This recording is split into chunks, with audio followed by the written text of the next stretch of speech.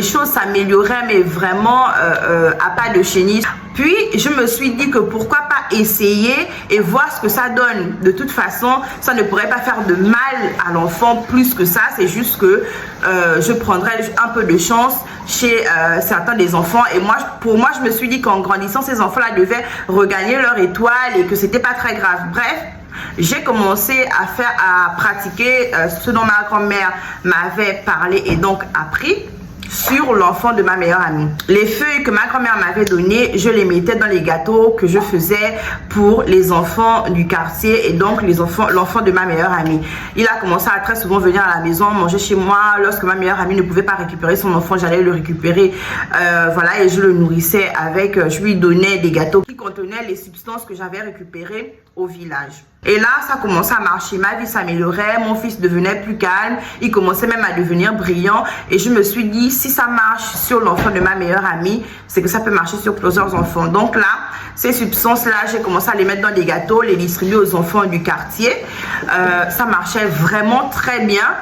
J'ai rencontré un homme aisé. Mon enfant devenait brillant à l'école. Et même la maîtresse me disait que oui, l'enfant devient plus calme. Est-ce que vous faites un travail à la maison? L'enfant devient vraiment un exemple.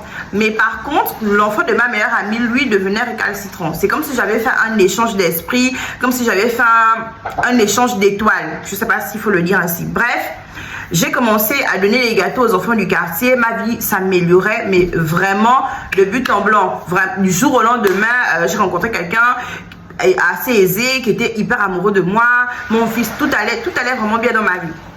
Jusqu'au jour où je me suis sentie encore plus gourmande en me disant que si je peux prendre les étoiles aussi facilement des enfants du quartier, c'est que je pouvais me le permettre dans l'établissement de mon fils. Comme mon fils devenait un exemple, lors des fêtes de l'école ou même l'anniversaire de l'enfant, parfois même sans raison, je préparais les gâteaux dans lesquels je mettais ces substances-là. Je donnais aux maîtresses qui les mangeaient d'ailleurs, mais qui partageaient aux enfants pour le goûter.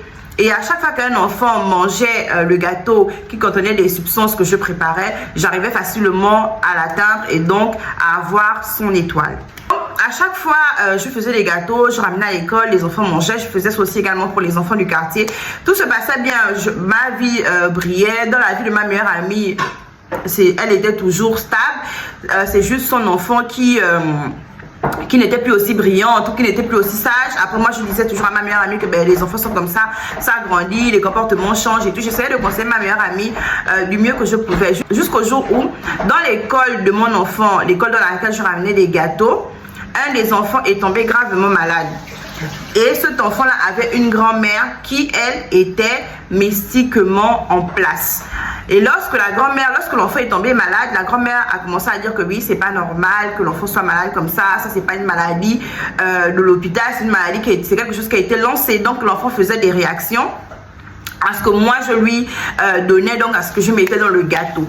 La grand-mère un jour a décidé de ramener l'enfant, donc de son petit-fils, à l'école pour voir, en tout cas avec les yeux mystiques, s'il y avait un enfant qui transmettait ça à d'autres enfants. Et là, parce que je pense que j'ai oublié de préciser que lorsque je faisais ces gâteaux-là, je travaillais également sur mon fils pour que ça puisse marcher. Donc, quand la grand-mère est arrivée à l'école, elle a vu en mon fils ce qui n'allait pas. Et là, elle a commencé à me combattre. Elle a commencé à me combattre parce qu'elle a su que voilà, ça venait de moi. Elle a commencé à me combattre. Et comme moi, je n'étais pas mystiquement assise, j'ai perdu le combat. J'ai commencé à tomber gravement malade. Mais vraiment, je suis retournée voir ma grand-mère. Ma grand-mère m'a dit que toute chose mystique a un prix. Elle ne m'a pas dit autre chose. Elle ne m'a pas expliquer les choses. Elle m'a juste dit que toute chose mystique a un prix et que je devais lutter, sinon que j'aille à l'église, voilà, que ça peut mieux aller pour moi, mais elle ne peut pas mener mon combat parce que je l'ai fait toute seule. Je ne l'ai pas attendue, mais je ne lui ai pas demandé de l'aide lorsque j'ai commencé, donc elle ne pouvait pas participer à ce combat mystique et que c'était juste à moi de combattre, ou encore, et si je ne voulais pas combattre, si je me sentais assez faible, que j'aille à l'église, prier et tout, et que Dieu pouvait me pardonner et donc me délivrer. J'ai suivi le conseil de ma grand-mère, je suis allée à l'église, j'ai commencé à prier, voilà, aujourd'hui je ne suis pas totalement guérie, mais dans mon processus de guérison, il a fallu que je puisse avouer la vérité à ma meilleure amie et à pas mal des gens du quartier. après avoir fait, après m'être confessée à l'église dans laquelle ma meilleure amie priait également, beaucoup de gens m'ont frappée. J'ai été protégée par le pasteur et le corps pastoral, d'ailleurs Dieu merci, et je regrette vraiment mes gestes. Aujourd'hui, je tiens à raconter cette histoire, pas pour faire pitié, pas parce que je tiens à tout prix à guérir, mais surtout à dire aux parents de faire très attention à leurs enfants. Demander aux parents de prier sur leurs enfants, demander aux parents de faire des rites de protection à leurs enfants parce que c'est tellement important. Un parent a cette négligence-là de ne pas prier sur son enfant, de laisser son enfant manger tout et n'importe quoi, et par ça, ils peuvent facilement être atteints. Je ne fais pas cette vidéo pour faire pitié. Je ne fais pas cette vidéo parce que j'ai envie à tout prix de guérir. Mais je fais cette vidéo pour alarmer les parents. S'il vous plaît, protégez vos enfants. Priez sur eux. Lorsque vous emmenez vos enfants dans des anniversaires, priez toujours sur vos enfants.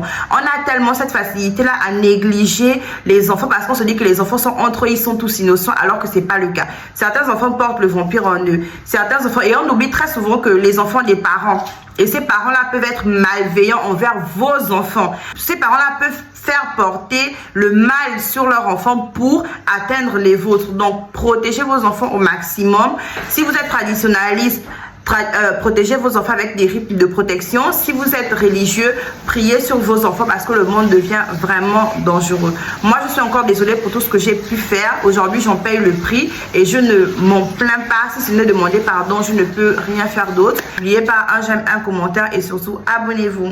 Bisous.